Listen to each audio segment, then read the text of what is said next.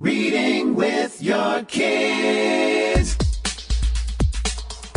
Hey, so great to see you. Come on in.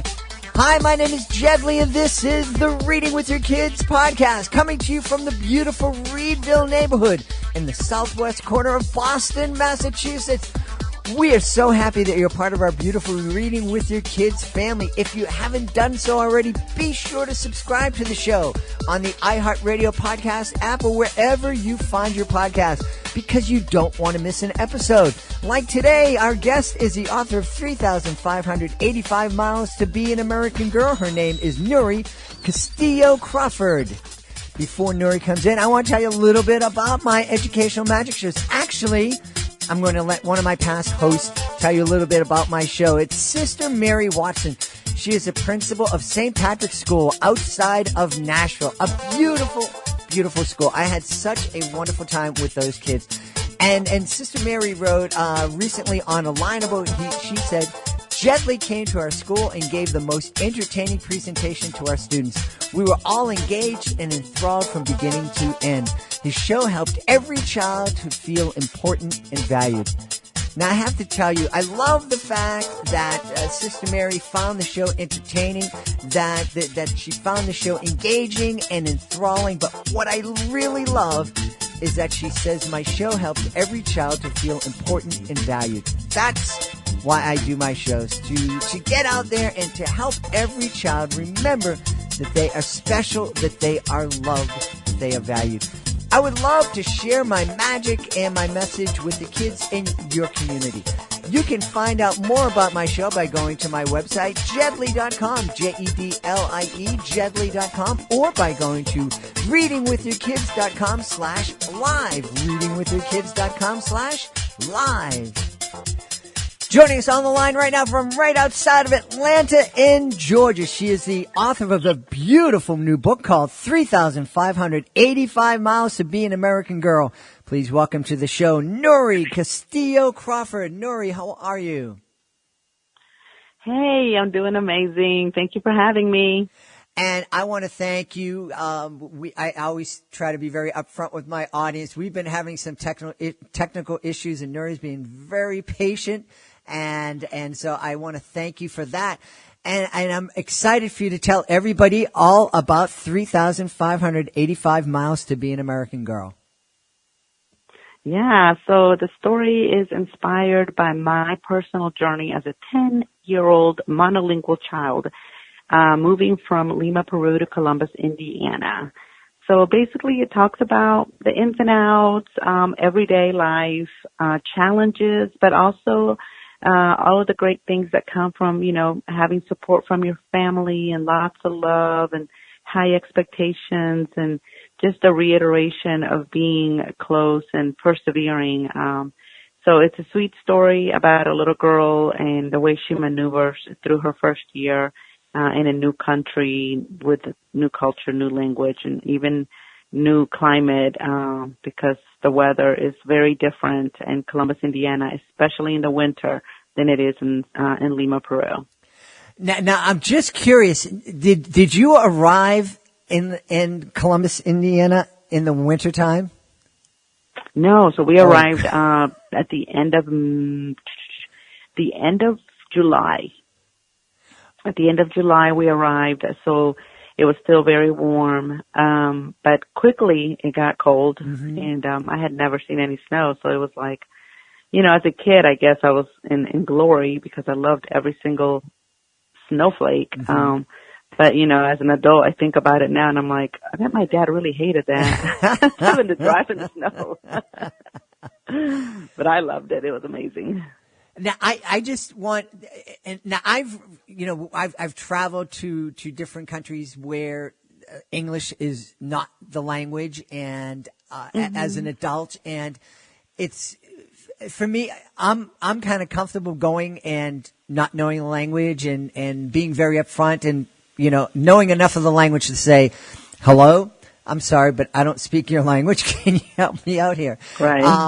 And that makes a big difference. But I want folks to just imagine what it's like being a little girl or a little boy and being in a new country and not being able to speak the language. Right. So, well, it was scary, but on one page of the book, it talks about, something that happened in class every week. So I come into the school, they put me in the back seat of the row, not because the teacher's evil and mean and she doesn't want to talk to me, but because she doesn't know what to do with me. I came during the time when ESOL or ESL was just recently passed, under the federal programs of the English language learners. So it was a very new concept, very new law, and there were no other Latino kids in my school, or I don't remember seeing any in the whole little town, at that time. So every single week on a Friday, my teacher in math, during math class, would have a game where she would divide the class into 3 sections, and one kid from each section would go up to the board. She would orally call out a math problem. It was an equation problem. And so a computation problem. She would call it out, and each of the 3 kids would race to solve it, and whoever won, their team got the point. You get the picture. Mm-hmm. Well, every Friday, knowing I didn't know a single word in English, I would still get called up to the board. Mm-hmm. And so I would literally face the board, pray in Spanish that moment would just end. She would go on and call out the computation problem, and the other 2 kids would race, and one of them would always win, and then I would turn around and go back to my seat, and felt really dumb, because I was like, I don't even know why I'm getting called up, and really started to resent it. And then one day, probably the 5th or 6th week of school, I go up there and the same thing's about to happen. I'm going to start praying. So she calls out the numbers, and then all of a sudden I look up because I hear some broken Spanish being spoken. And I realized that day she brought a Spanish dictionary. Ah. And so she calls out the problem. I solve it, and by the time I finish solving it, I look around, and every single kid in the whole class, including my 2 peers, were looking like, what's happening?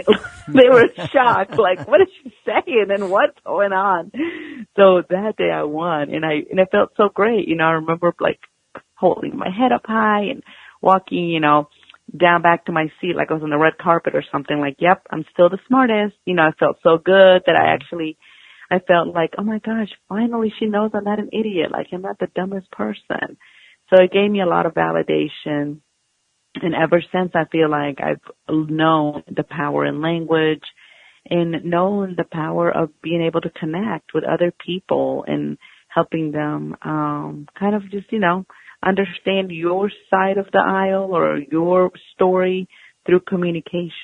Mm-hmm. So I think that was a really memorable moment for me. But there's a version of that story in one of the pages. That's a beautiful story for a number of reasons. It's one of the things that I kind of take away from it is that it's, you're talking about being, being difficult and feeling embarrassed. You weren't able to hear it and understand what you were supposed to do at the board and becoming resentful, but you didn't kind of act on it. And when the teacher finally made the effort to come forth and try to communicate with you in Spanish, and did communicate with you in Spanish, and gave you an opportunity to shine. That's beautiful, because I think there's so many people, especially nowadays, it seems like there's so many people who are just ready to pounce and to be angry. And it's like, you looked at me, I don't like the way you looked at me, and I'm angry, and I'm going to hate you forever and ever and ever. And, right. And I think if I really believe that most people are good, and they, me too. And they want to be good. Even when they say things that people might think should hurt my feelings or be offensive to me because I am Latina. Mm-hmm. I don't take it that way. I literally feel like they've not experienced, because of their background, their limited background knowledge, or their lack of experience, and they've not walked in my shoes or know anyone that are not close to anyone that has walked my shoes. That's why they come up with those perceptions and those conclusions, which you cannot fault anyone, because that's how each one of us is made. Mm-hmm.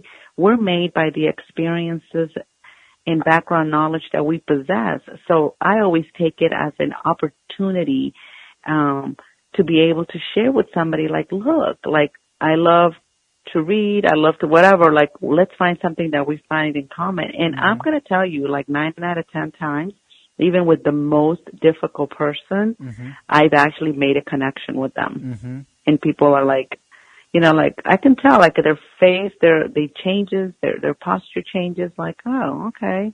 Like, I get it.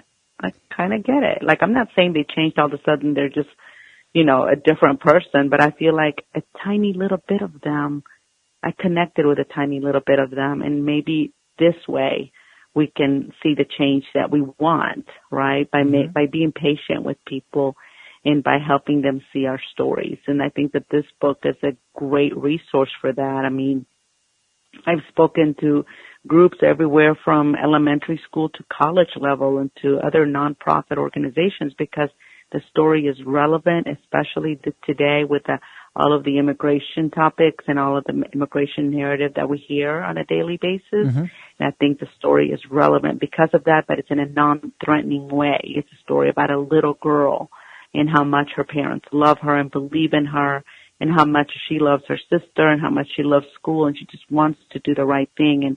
And at the very end, she feels good about being American, and she feels good about being from Peru and being bilingual, etc. And so I think that is a message that's universal for all children. We want all kids, you know, whether their hair is blonde or black and kinky, or straight and brown, or you have olive skin or light skin or black skin.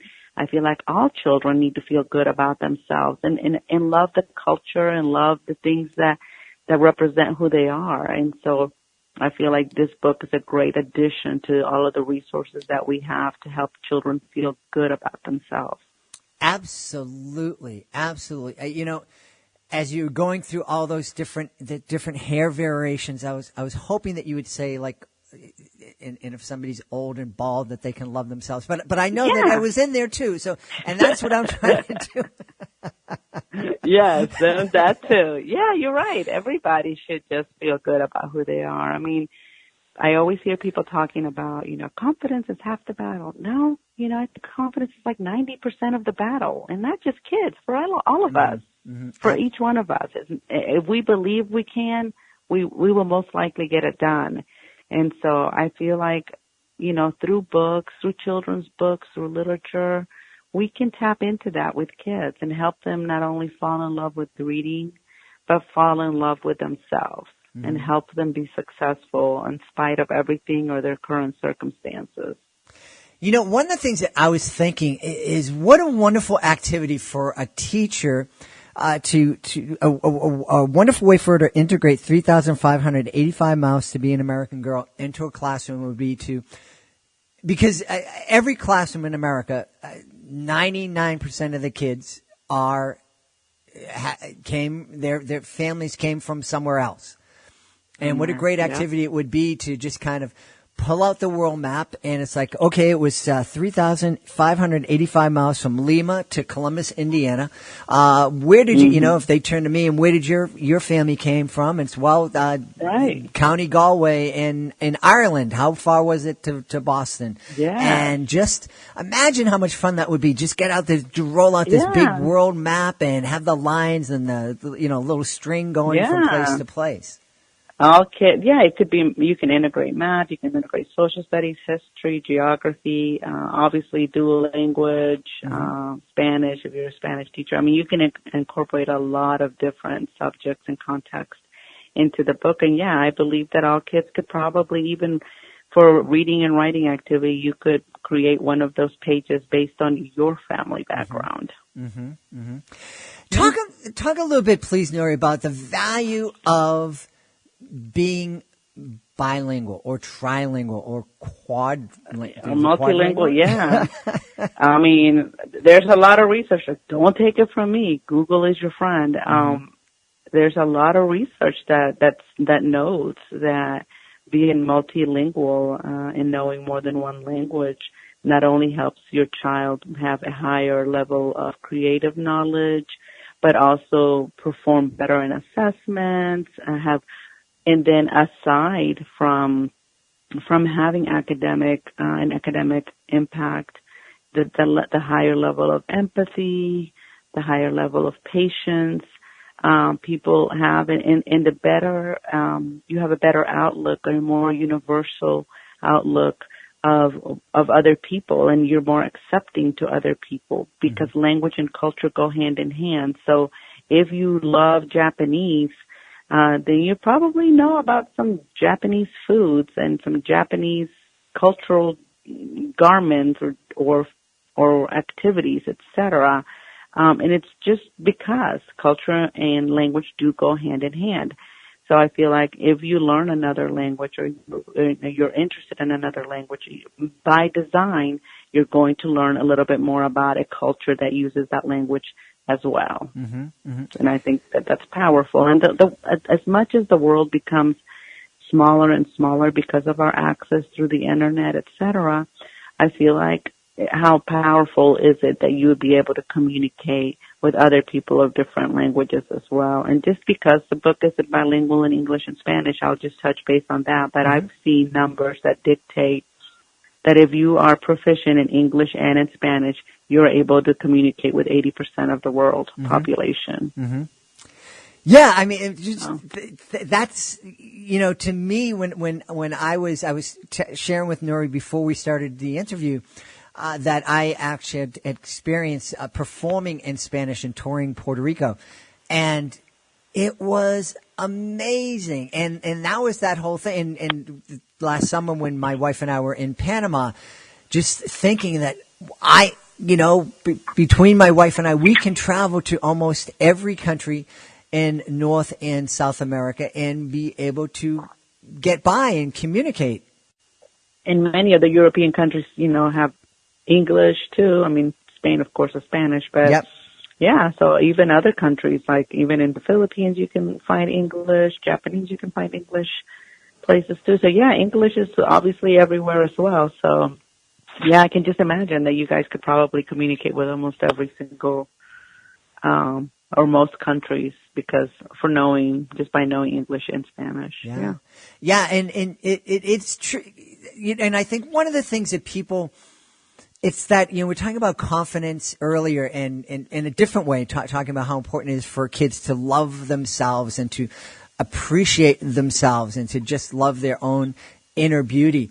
Yes. I think it's important too for us to help our kids gain the confidence to try something new. And I know I know when I was taking Spanish in high school, it was scary for me, and I wouldn't try, and I wouldn't put myself out there. It was very different when I married a beautiful woman from Puerto Rico and went down to meet her family, and I was like, well, I want to know these people. I want to be able to communicate with them, and it's going to be okay with them if I mess up. In fact, it's going to be kind of funny. There's lots of stories in our family, 30 years of me trying to communicate in Spanish. I've made lots of mistakes, and and it's fun, and I think if we can help our kids just understand that it's okay making a mistake, going out and trying a new language. You're going to make a mistake. You're probably going to mispronounce a word, and it might, the pronunciation you use might be a bad word, but it's, people are just going to laugh and be surprised. But the more you fall down, the more mistakes that you make, the more you'll learn. And so that's one of the things we really definitely should teach children and reiterate to children, is that growth hurts sometimes. You fall down, it's going to hurt you, but you're not likely to make that same exact decision, whether it's with talking or any other mistake, again, because you'll learn from it. And so, lessons are the best teachers. So yeah, I agree. We need to help kids understand the power of making mistakes and things not going exactly the way you want them to the first time around. Right. And the other thing I love and about 3,585 miles to be an American girl is that I think that this is a beautiful way and a real fun way for us to help our kids develop some empathy and to help our kids, and that whole lesson that we were talking about earlier about getting down on the floor and figuring out where your family came from, to help everybody understand, just like you were a scared little girl who arrived at Columbus, Indiana when you were 10 years old. My grandfather immigrated here to this country, and he wasn't a 10-year-old little girl, but he was in a new country by himself, and it was scary. And when my in-laws immigrated from the countryside in Puerto Rico to New York City, even though they were citizens, United States citizens, they were still going to a new country and a new culture. And just if we put ourselves into, and we help our kids put ourselves into other people's shoes, what a much more beautiful world it would be. Yeah, I agree. And I think our kids definitely don't follow what we say. They follow our example. And so the more opportunities for them to be able to see that people real life do that, and then give them an opportunity to speak to their parents about their own roots and their own original nationalities, etc. I mean, it helps all the way around. I mean, it helps you connect with your parents, and it helps you understand the world in a different way as well. Absolutely.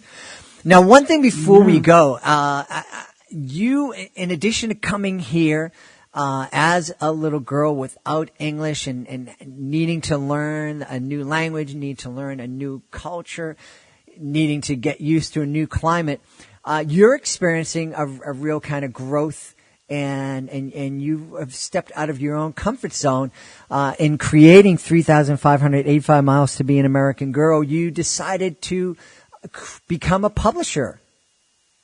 Oh, yeah, definitely. And you're right. I was totally out of my comfort zone. That's not even where I want to be. I didn't want to be a small business person or anything. That wasn't where I had my cards stacked, and I never thought I would be, to be honest with you. But yeah, because of the whole publishing process, talked to 4 different publishing houses, traditional publishing houses, and then narrowed it down to 2, and then ultimately 1. Because the story is so close to my heart, because it is a reflection of my own life and so personal, and my mom had passed away and named the little girl after my mom. So it was all very much like all about me, and I didn't want to let it go. And so when you're a new author or newbie wannabe author, aspiring author, you're going to get a general contract. Maybe somebody out there is not going to get a general contract, and they're amazing, and that's good for them. But I was only offered a very basic general contract, which is not a horrible thing.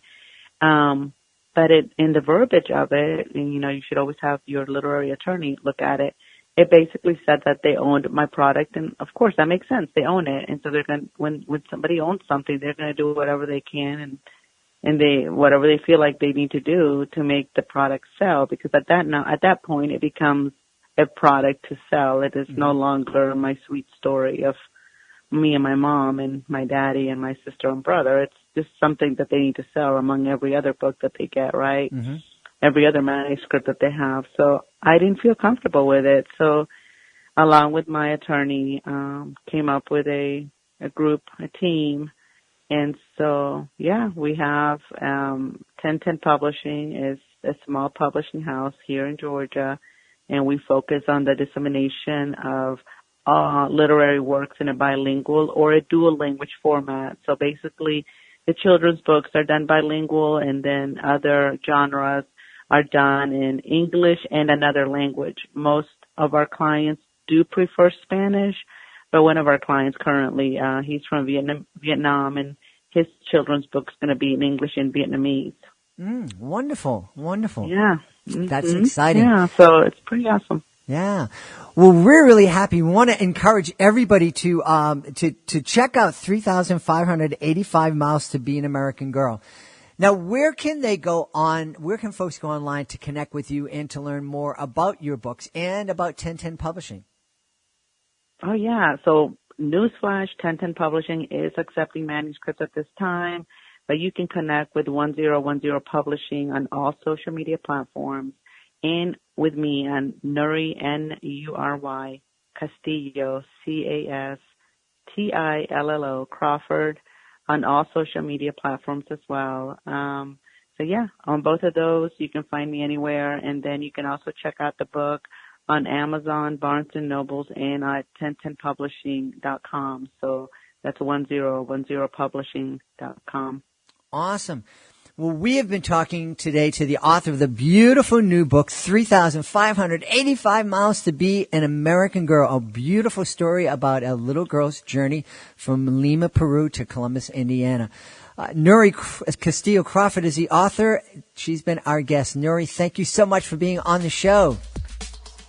Oh, thank you so much for the time. I really enjoyed it. Please be sure to join us for the next edition of the Reading with Your Kids podcast. Our guest will be Julie Rubini. She is the author of Eye to Eye. She is also the founder of the Claire's Day book festivals all throughout Ohio. Hey, if you are the author of a great children's book, we would love to have you as a guest on the show. Being a guest, it's fun, it's easy, and it gives you an opportunity to tell the world about your great children's book. That's right, tell the world about your great children's book. While the vast majority of our audience is here in the United States, we also have many, many listeners in the United Kingdom, in France, Canada, throughout Central South America, all throughout Asia. That's right, Asia. We have been downloaded to over 137 different countries, and we've been downloaded to every single continent in the world, including Antarctica. Imagine that you could be on the show and speaking to folks in Antarctica. If you would like to be a guest, all you need to do is go to our website, readingwithyourkids.com, click on the contact button. Let my amazing producer, Fatima Khan, know all about your great book. We will let you know the next easy steps. Readingwithyourkids.com, click on that contact button. Hey, I do want to thank my amazing producer, Fatima Khan, for everything she does. I want to thank today's guest, Nury Castillo Crawford. Make sure you check out 3,585 Miles to Be an American Girl. We also want to thank you. Thank you so much for letting your friends and family know about this show. Thank you so much for leaving a 5-star rating for the show. Thank you so much for subscribing to the show. But most importantly, thank you so much for making the world a better place by reading with your kids. I'll be looking for you in the next edition of the Reading with Your Kids podcast.